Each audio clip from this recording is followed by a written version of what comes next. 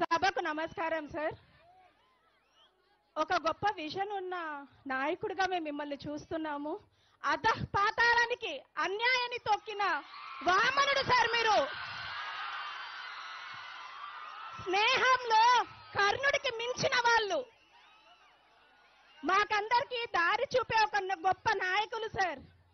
ఉపాధ్యాయులమైనా కూడా గత ప్రభుత్వంలో మాకు జరిగిన అన్యాయాన్ని మీకు విన్నవించుకోవడానికి ప్రతి సభకు మీకోసం వచ్చాం సార్. ప్రతి సభకు 77వ జీవో పెట్టి సెలవు రోజులైన శనివారం ఆదివారం రోజున అర్హత లేని ఎస్సీటీలకి ప్రమోషన్లు ఇచ్చి కేవలం తెలుగు భాషనే నమ్ముకున్న మాకు తీరని అన్యాయం చేసింది సార్ గత ప్రభుత్వం. ఎన్నోసార్లు మీ దగ్గరకు వచ్చి వినతి పత్రాలు ఇచ్చాం సార్. ఒక గౌరవ టీచర్ వృత్తిలో ఉన్నా కూడా నేను 6 సంవత్సరాలకి 6 పాఠశాలలు మారినాను సార్.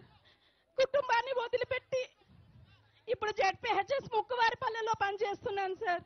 ఎక్కడ వర్క్ అడ్జస్ట్మెంట్ అయినా కూడా నిర్దాక్షిణ్యంగా మమ్మల్ని మార్పులు చేస్తున్నారు సార్.